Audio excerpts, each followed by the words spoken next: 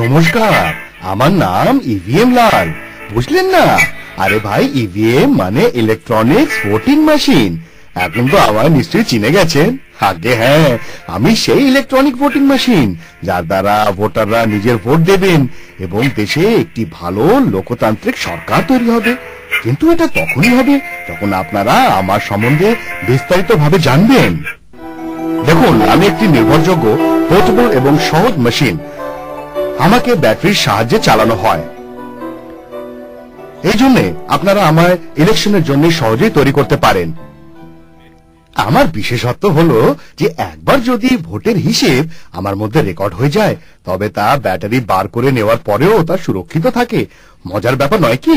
আসুন, আমি নিজের সম্বন্ধে আপনাদের বিস্তারিতভাবে জানাচ্ছি, মন দিয়ে শুনুন। তাহলে এখন শুরু করি কন্ট্রোল ইউনিট আর ব্যালটিং ইউনিট থেকে।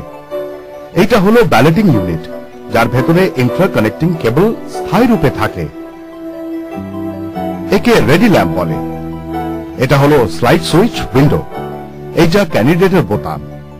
এই হলো ক্যান্ডিডেটের লাইট, আর এইটা ব্যালট পেপার স্ক্রিন। আর পেছনের অংশ দেখার জন্য কানেক্টর বক্সের দরজাকে ওপরে ওঠান, যেখানে আপনি অ্যাডিশনাল ব্যালটিং ইউনিট লাগাবার জন্য কানেক্টর হুড দেখতে পাবেন। এখন ব্যালটিং ইউনিটের কবজাটা দেখার জন্য দুদিকের ল্যাচেস নিজের দিকে দাবিয়ে দিন এবং কভারটা উপর দিকে তুলুন। ব্যালটিং পেপার স্ক্রিন খোলার জন্য দুটো ল্যাচেস দাবান আর ধাক্কা দিন।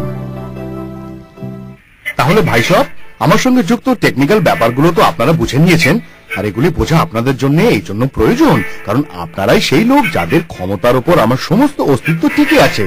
তাহলে আসুন এবার জানা যাক কন্ট্রোল ইউনিটের ব্যাপারে। এই হলো কন্ট্রোল ইউনিটের সামনের অংশ। এখানে আপনারা লাইটে পাওয়ার দেখতে পারেন। একে ডিসপ্লে সেকশন বলে।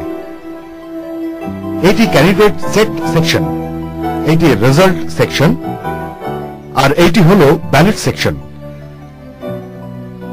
যখন আপনাকে ব্যালটিং ইউনিটের ইন্টার কানেক্টিং কেবল বা পাওয়ার সুইচ চেক করতে হবে, তখন কন্ট্রোল ইউনিটের নিচের অংশে এই ল্যাচ দাবান আর কভার খোলার জন্য পিছন দিকে থেকে টানুন। এখানে আপনি কন্ট্রোল ইউনিটের ডিসপ্লে সেকশন 2 ডিজিট আর 4 ডিজিট প্যানেল দেখতে পাবেন। বন্ধুগণ, এই নির্বাচন প্রক্রিয়ায় আমি দুটি গুরুত্বপূর্ণ হাতের স্পর্শ পাই, একজন রিটার্নিং অফিসারের আর দ্বিতীয় আমাদের প্রিসাইডিং অফিসারের। আমার সঙ্গে রিটার্নিং অফিসার শ্রী রামলাল নির্বাচনের সময় আমার প্রস্তুতি কিভাবে করেন আসুন দেখা যাক। যেমন আপনারা দেখছেন, রামবাবু এই প্রস্তুতি কিছু ইলেকশনের ক্যান্ডিডেট এবং এজেন্টের সামনে করছেন। সবচেয়ে প্রথমে রামবাবু ব্যালটিং ইউনিট আর কন্ট্রোল ইউনিটকে এক ইন্টার কানেক্টিং কেবলের দ্বারা যুক্ত করলেন আর পাওয়ার সুইচ অন করলেন, আর দেখলেন যে কন্ট্রোল ইউনিটের ফাংশন আর মেমোরি আর যত ডিসপ্লে বাটন আছে সব ঠিক মতো কাজ করছে কিনা, বাল্ব আর লাইট জ্বলছে কিনা, লকিং মেকানিজম ঠিকভাবে কাজ করছে কিনা, ব্যালটিং ইউনিটের লকিং মেকানিজম ঠিকমতো কাজ করছে কিনা। ব্যালটিং ইউনিট আর কন্ট্রোল ইউনিটের এক আইডি নম্বর হয়। ওই নম্বর কি ম্যানুফ্যাকচারার পেছনে আটকে দিয়েছে? যদি হ্যাঁ, তবে ওই আইডি নাম্বারকে প্রতি ইউনিটের কভারে মুছে না এমন মার্কার দিয়ে লেখা হয়েছে কিনা, আর তাকে নিজের রেজিস্টারে নোট করুন। আরেকটি কথার বিশেষ খেয়াল রাখবেন যে স্পেশাল ম্যাটেরিয়ালে অ্যাড্রেস ট্যাগ নিতে ভুলবেন না। এছাড়া আমাদের রিটার্নিং অফিসার রামবাবুকে আমার কিছু অন্য কথায় মনোযোগ দিতে হবে। যেমন তিনি আমার প্রস্তুতির এক সপ্তাহ আগে একটি নোটিশ দেবেন। এতে আমার প্রস্তুতির স্থান, তারিখ আর সময় ঠিক করবেন। ওই নোটিশে ক্যান্ডিডেটের যত এজেন্ট নিযুক্ত হতে পারে তাদের সবার জন্য উনি পাস দেবেন। এগুলি তারা নির্বাচনের দিন পড়বেন। আর এবার দেখা যাক আমাদের রিটার্নিং অফিসার রামবাবু আমার প্রস্তুতি কিভাবে করছেন। রিটার্নিং অফিসার দ্বারা ইভিএম প্রস্তুতির জন্য কিছু বিশেষ জিনিস হয়, তার উচিত এগুলির উপর মনোযোগ দেওয়া। যেমন ইস্যু রেজিস্টার, কন্ট্রোল ইউনিট এবং ব্যালটিং ইউনিট দুজনের জন্য দুটো অ্যাড্রেস ট্যাগ, আর সঙ্গে ক্যারিং কেসেসও ভোলা উচিত নয়। আর সিল করার জন্য গালা আর ব্যালট পেপারে রিটার্নিং অফিসারের সিল, নিউ পাওয়ার প্যাডস বিশেষ করে সঙ্গে নিয়ে যেতে হবে। তাহলে বন্ধুগণ, ভোট দেওয়ার সময় রিটার্নিং অফিসারের এই উদ্দেশ্যের জন্য নিজের সিল ব্যবহার করা উচিত। ইলেকশন কমিশনের দেওয়া সিক্রেট সিল দিয়ে আমাকে সিল করার কাজ ভোট গোনা শেষ হলেই তাহলেই করবেন। তাহলে এবার বুঝতে হবে রিটার্নিং অফিসার দ্বারা ব্যালটিং ইউনিট কিভাবে প্রস্তুত করা হয়। ব্যালট পেপারে সংসদীয় নির্বাচন ক্ষেত্রের নাম আর সাল লেখা থাকে। তার সঙ্গে ক্যান্ডিডেটের নাম আর তার নির্বাচনের চিহ্ন হয়।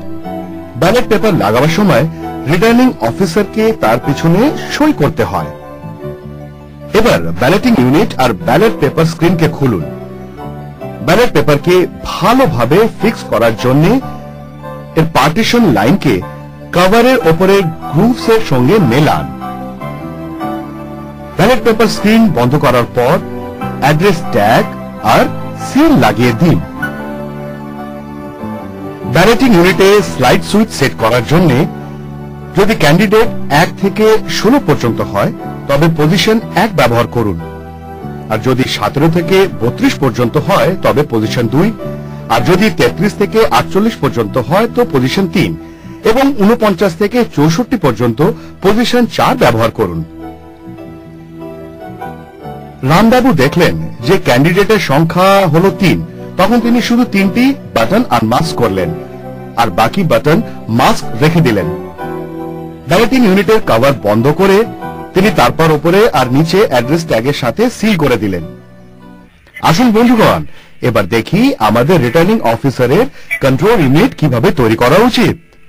সবচেয়ে প্রথমে কন্ট্রোল ইউনিটকে ক্যারিং কেস থেকে বার করুন আর তার সিরিয়াল নাম্বার ক্যারিং কেসের সিরিয়ালের নাম্বারের সঙ্গে মেলান। সেটা ইস্যু রেজিস্টারে লিখুন। এবার কন্ট্রোল ইউনিটের নিচের ভাগ খুলুন, যেখানে কানেক্টরের হুডে স্ক্রিন টাইপ ক্লিপ হবে। তার সঙ্গে ব্যালটিং ইউনিটের কেবল কানেক্টরকে কানেক্ট করে দিন আর তারপর ক্যান্ডিডেট সেট সেকশনকে খুলে নতুন পাওয়ার প্যাকে লাগান। সিলকে খুলুন আর তাকে কন্ট্রোল ইউনিটে প্লাগিং এর দ্বারা লাগিয়ে দিন।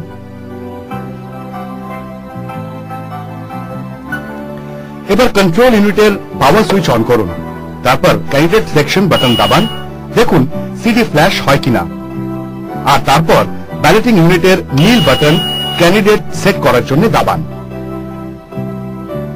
ক্যান্ডিডেট সেট বাটন দাবানোর পর যদি 4 digit display button panel no দেখায় তাহলে তার মানে হলো যে তাতে আগে থেকে কিছু ভোট দেওয়া আছে। এদের বার করার জন্য ক্লোজ বাটন দাবান আর ততক্ষণ পর্যন্ত অপেক্ষা করুন যতক্ষণ পর্যন্ত ডিসপ্লে চলে না যায়। তারপর রেজাল্ট 1 বাটন দাবান আর ডিসপ্লে শেষ হওয়ার অপেক্ষা করুন। তারপর ক্যান্ডিডেট সেট বাটন দাবান আর সিডি ফ্ল্যাশকে দেখুন আর তারপর ব্যালটিং ইউনিটে ক্যান্ডিডেট বাটন দাবান। এবার ক্যান্ডিডেটের সংখ্যা চেক করার জন্য ক্লিয়ার বাটন দাবান আর ডিসপ্লে চলে যাওয়ার অপেক্ষা করুন।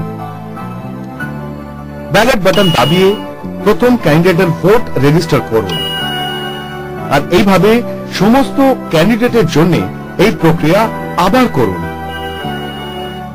তারপর ক্লোজ বাটন দাবিয়ে দেখুন, ডিসপ্লে শেষ হবার অপেক্ষা করুন আর রেজাল্ট 1 বাটন দাবিয়ে আবার ডিসপ্লে শেষ হবার অপেক্ষা করুন। তারপর ক্লিয়ার বাটন দাবিয়ে ডিসপ্লে চলে যাবার অপেক্ষা করুন। এবার ক্যান্ডিডেট সেট সেকশনের আউটডোরকে অ্যাড্রেস ট্যাগের সাথে সিল করুন।